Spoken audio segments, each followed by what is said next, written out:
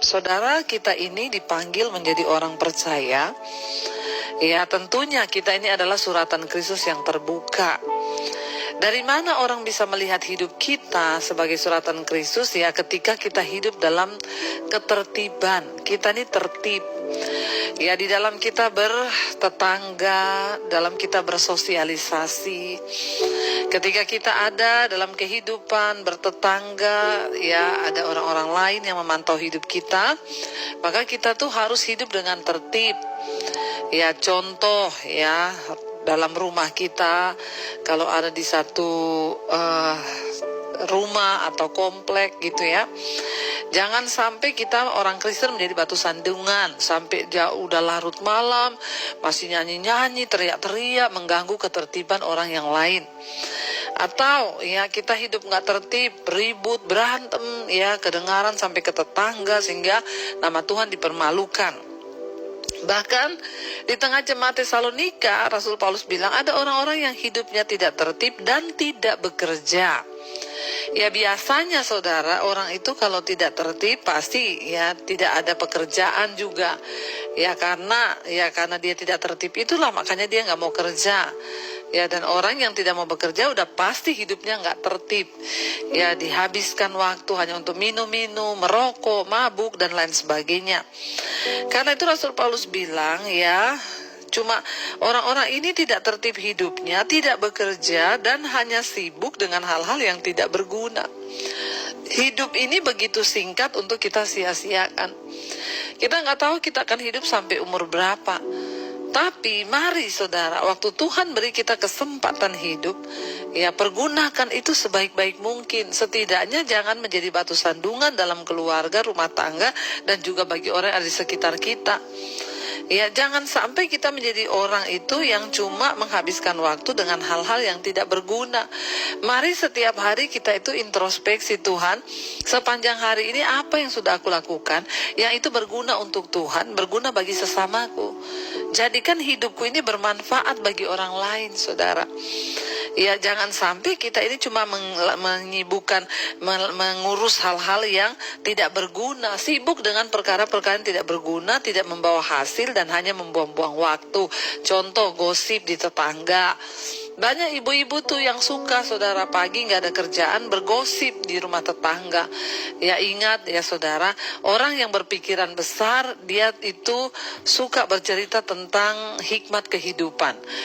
Ya, tetapi orang yang berpikiran menengah dia suka ya menceritakan tentang ya persoalan dalam hidupnya.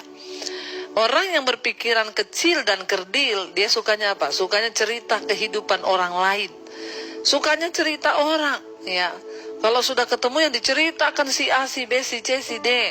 Sehingga hidup kita ini menjadi tidak bermakna, tidak berguna.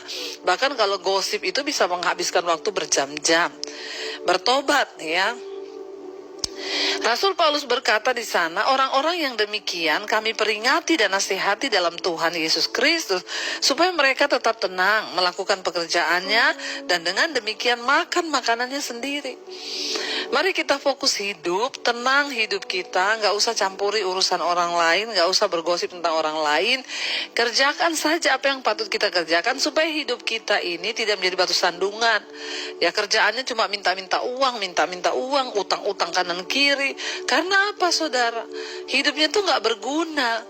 Ya coba kita mau kembangkan hidup kita dengan melakukan hal-hal yang bermanfaat. Rasul Paulus berkata di sana ya supaya kamu itu harusnya ya melakukan pekerjaannya sendiri dan dengan demikian makan makanannya sendiri. Ya nggak minta-minta sama orang, nggak berharap dari orang, tetapi makan makanannya sendiri dengan bijaksana bisa mengatur keuangan sehingga tidak berkekurangan. Ya makan makanannya sendiri. Ya jangan menjadi batu sandungan bagi orang lain. Ayat yang ke-13, dan kamu saudara-saudara janganlah jemu-jemu berbuat apa yang baik. Mari kita berlomba-lomba melakukan yang baik hari-hari ini supaya hidup kita ini berkenan kepada Tuhan. Ayat 14, jika ada orang yang tidak mau mendengarkan apa yang kami katakan dalam surat ini, tandailah dia dan jangan bergaul dengan dia supaya ia menjadi malu. Rasul Paulus bilang kalau ada orang-orang yang hidupnya nggak mau berubah, nggak mau bertobat, tukang gosip, nggak kerja, kerjaannya cuma hal-hal yang ya tidak penting, dan dia tidak mau mendengarkan firman Tuhan, Rasul Paulus bilang jangan bergaul dengan dia. Ya, tapi jangan anggap dia musuh. Bergaul itu apa? Tiap hari ketemu, saudara. Bergaullah dengan orang-orang yang positif, yang akan membawa hidup Anda semakin positif, sehingga kita semakin maju imannya, bukan semakin mundur. Ya, dan dikatakan di sana, ya, jangan bergaul, saudara, dengan orang yang gak mau berubah hidupnya. Ayat 15, tetapi janganlah anggap dia sebagai musuh, tetapi tegurlah dia sebagai seorang saudara. Kita gak usah bergaul, tapi jangan musuhan. Maksudnya kalau ketemu tegur aja, tapi jangan bergaul tiap hari ketemu. Bergaul itu artinya ketemu terus tiap hari, ikuti cara hidupnya. Dia gosip orang, kita juga ikut gosip orang. Bertobat, saudara.